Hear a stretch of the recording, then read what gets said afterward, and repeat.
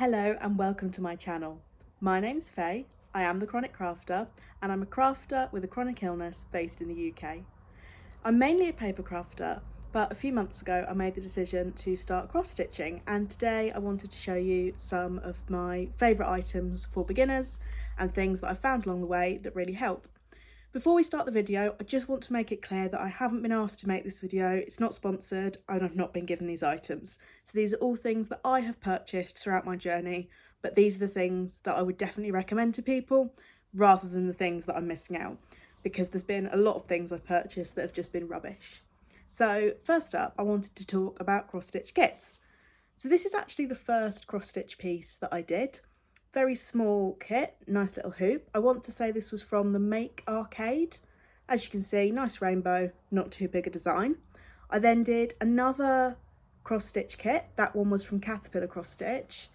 And then for Christmas, I got given this Moomin kit. And I was really pleased with this because this was only really the second full-size kit that I did. As you can see, there must be hundreds of stitches in that. And that was from, I can't remember who that was from, but if you search Moomin Cross Stitch, they're the official Moomin Cross Stitch people. So that was a kit, and a cross stitch kit can be a really good option for a beginner because it comes with everything you need.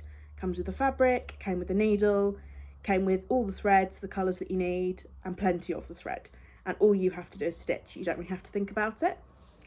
And I'm currently working on a kit. This one's from Caterpillar Cross Stitch called Hop To It Bunny. So I've done the bunny, but there's lots of decoration to go on the outside.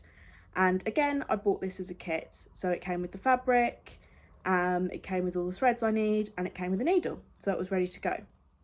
Something that I did buy alongside this kit is this purple hoop. And this is a Nerg hoop, or Nerg, I'm not sure how people say it. And it's a plastic hoop. And I'm really sad I didn't get this sooner, because I found whilst I'm stitching it's a lot less slippy than the wooden hoops.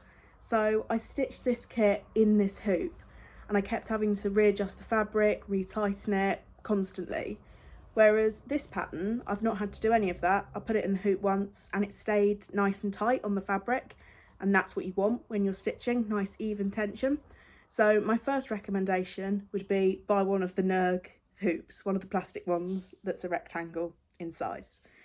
Like I say, kits are really good if you're a beginner, so don't be afraid to just buy the kits. I've got a couple of kits in my project bag ready to go. The next thing that I'd recommend for all stitchers would be a canvas project bag. Again, this one's from Caterpillar Cross Stitch. I love their things, so you're going to see a few items from them crop up. This is the A5 size one, but I do find that I can fit everything I need. I've got my pattern in here, I've got my scissors, all goes in there.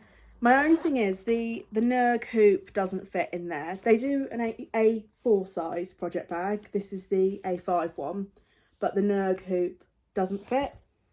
But the wooden hoops I've used before do fit in there nicely. So first thing that I'd recommend is the project bag. Something that's always in my project bag is some floss gloss, or I don't know what Caterpillar described this as, but I call it floss gloss or thread wax potentially. So I've used this all the time now, and this was a little thing that I bought separately. It's beeswax, it's got a nice scent to it, and what you do is you run your threads through this before you start stitching, and it stops them tangling. And I have to say, really worthwhile. I'll use this alongside all of my kits now. I think it was about £6, little tin, and it fits in my project bag. So that's my second thing that all beginners should definitely get, because it's going to stop that frustration with the knots, which is, nightmare. My third thing that everyone needs is a good needle minder. So again, this is from Caterpillar Cross Stitch. It's a little sausage dog with a party hat. I'm afraid to say this is actually now my fourth needle minder. There he is, look at that. And I love the Caterpillar ones. I want to say they're enamel. They're a nice weight, strong magnet, and they've got a little bit of a shine normally around them. So that's gold outline. So very, very useful. You pop them onto your project and it stops your needle disappearing. The next thing that I have that's a little random potentially is this personalised tin. I got this from a company called Cotton Twist. I believe that actually a company that specialises in making craft kits for children, but you can buy the tins empty, personalise them, you can choose your label. I bought a couple, and in here I pop my needle minders and the threads that I'm using for my current project, along with my needles. And again, that fits really nicely inside my project bag, so I can just carry it along with me. In terms of needles, if you do buy a kit, it's going to come with a needle for you. If you're not buying a kit and you're making your own kit, so to speak, so you're going out and buying the individual supplies, do research what size needle you need for your fabric. There's different types of fabric. I'm currently working on what's called a 14 count Ada. So that means there's 14 holes per inch, I believe. And that's generally considered the one for beginners.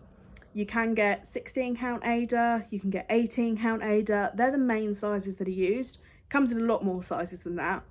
But the lower the number, the bigger the holes are going to be. So 14 is normally the one that you'll see recommended for beginners. There's also a fabric called even weave, but that's for more advanced stitchers, and I haven't got there yet. So they're probably the 4 things that I would say every stitcher needs. But if you're not buying a kit and you are buying the items individually, I do want to recommend a company called Lakeside Needlecraft. And again, I haven't been asked to say this. I found them online, recommended on a Facebook group. And what I've done is I've bought some threads from them. I've bought some hoops from them. I've bought some fabric for them, just because there's some patterns that I want to do that don't come in a kit. I bought individual patterns. So yeah, Lakeside Needlecraft, really good, really quick service. And if you are going to buy threads, I'm a little bit of a thread snob, really would recommend DMC threads. So these are the ones that you want to look for, and most patterns that you see will use DMC threads, and they will say they'll have 2 labels on them. So they'll have the DMC at the top, and then at the bottom with the barcode there will be the number that refers to the colour. And I would say that most quality kits that you see out there, if you're looking to buy your first cross stitch kit, see what threads they're using.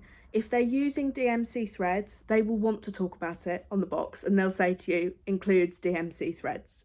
If it doesn't say that, then you don't know what threads they are. And I have really noticed that the cheaper kits that look, oh, that'll be great to get started with cross stitch, they're not using the DMC threads, and they're just not.